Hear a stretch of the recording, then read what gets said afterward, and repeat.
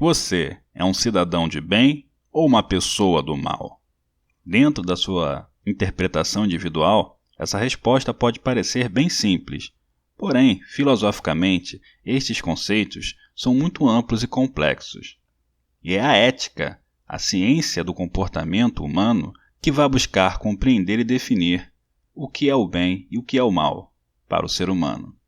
Olá, seja bem-vindo ao Semanário do Pensamento. Neste vídeo, vamos falar um pouco das teorias sobre a ética, a moral e o comportamento humano, segundo a visão de importantes filósofos. Se inscreva no canal e deixe seu like para que a filosofia alcance a mais gente na rede. O que é ética?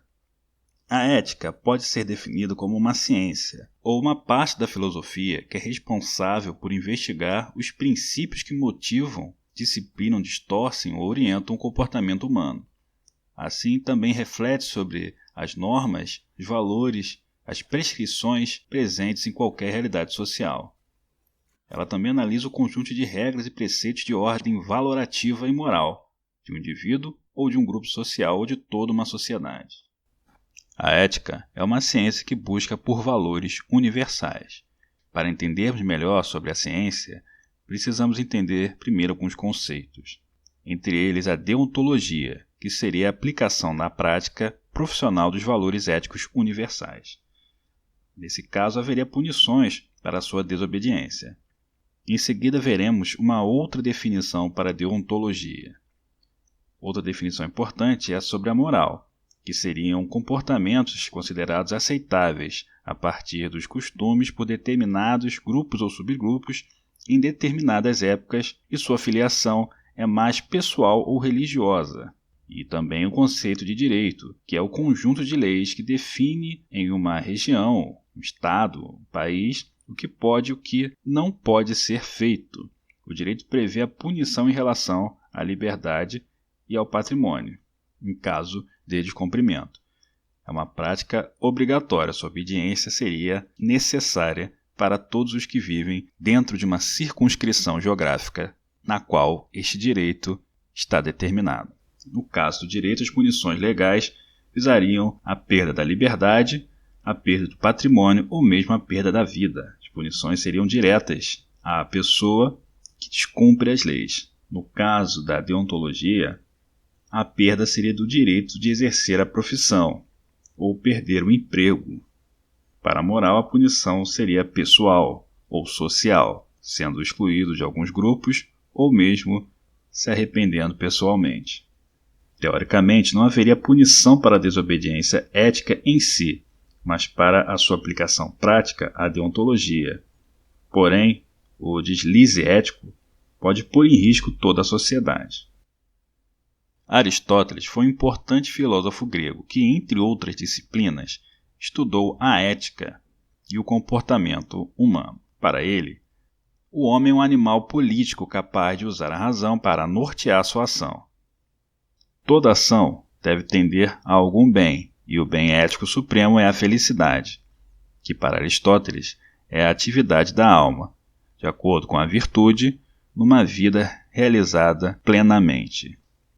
Assim, temos que, para Aristóteles, a ética é a ciência destinada a nos fazer adquirir o hábito da virtude. E a virtude, para ele, seria a moderação entre dois extremos, o justo meio ou justa medida.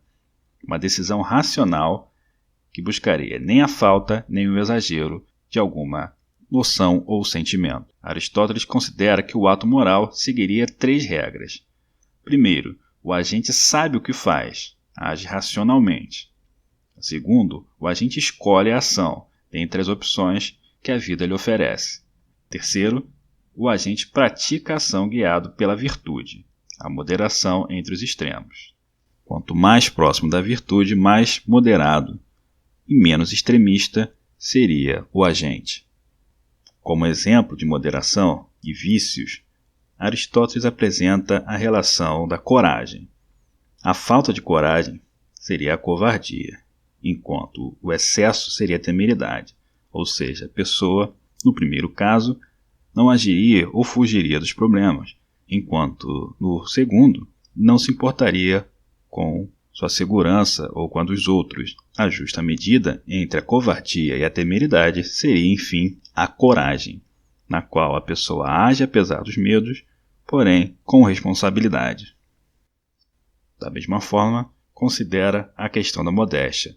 A falta de modéstia seria o excesso de humildade, enquanto o exagero seria a arrogância ou orgulho pessoal. Aristóteles foi muito influente na filosofia ocidental. Porém, na Idade Moderna, dois importantes filósofos acrescentaram visões importantes no estudo da ética: Jeremy Bentham e Immanuel Kant. As duas correntes de ética que mais influenciam o pensamento filosófico ocidental, principalmente a prática de algumas profissões, seriam baseadas nas ideias desses dois filósofos. A primeira é a prática utilitarista, também chamada de teleológica ou teleologia. Por teleologia, podemos entender qualquer doutrina que identifica a presença de metas, fins ou objetivos últimos, guiando a natureza e a humanidade, considerando a finalidade como o princípio explicativo fundamental na organização e nas transformações de todos os seres da realidade. Essa doutrina advém do aristotelismo e dos seus desdobramentos, fundamentada na ideia de que tanto os múltiplos seres existentes quanto o universo como um todo direcionam-se, em última instância, a uma finalidade que, por transcender a realidade material, é inalcançável de maneira plena ou permanente. No estudo da ética, a corrente desenvolvida por Jeremy Bentham parte da teleologia e busca uma moral provisória. O maior valor ético, nesse caso, seria a busca pelo bem maior para a maior quantidade de pessoas. Assim, para esta corrente, o que definiria o valor ético de uma ação seria a sua consequência. Os problemas apresentados pelos críticos do utilitarismo estariam em algumas questões como autorizar uma moral menor em busca de um bem maior poderia não ser algo tão adequado. E também, quem numa sociedade democrática, por exemplo, poderia definir para os outros o que é um bem maior? Esta prática embute uma noção de poder autoritário, onde alguém definiria o qual seria o bem maior.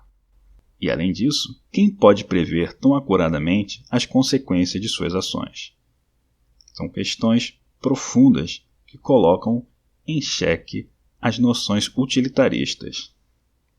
Do outro lado, a ética kantiana apresenta uma visão mais próxima da deontologia. A definição de deontologia também foi instituída por Jeremy Bentham, que significaria a ciência do dever e da obrigação. Porém, a sua lógica advém de Kant. Para Kant, a liberdade humana é subordinada ao dever. Assim, somos livres para fazer o que deve ser feito. Nesse caso, Kant apresenta a noção de imperativo categórico, na qual fala: age de tal forma que o máximo de tua vontade possa valer sempre, ao mesmo tempo como uma legislação universal. Neste caso, podemos considerar que uma ação só é ética se puder ser praticada por todos, em qualquer lugar, em qualquer circunstância. Assim, a ética kantiana apresenta-se como uma antítese ao autoritarismo da prática utilitarista, já que a ética kantiana origina a deontologia e defende a obediência às leis. Para Kant, o homem maduro é o que sabe o que deve fazer. Se inscreva no canal e deixe seu like para que a filosofia alcance a mais gente na rede. Muito obrigado por assistir. Valeu!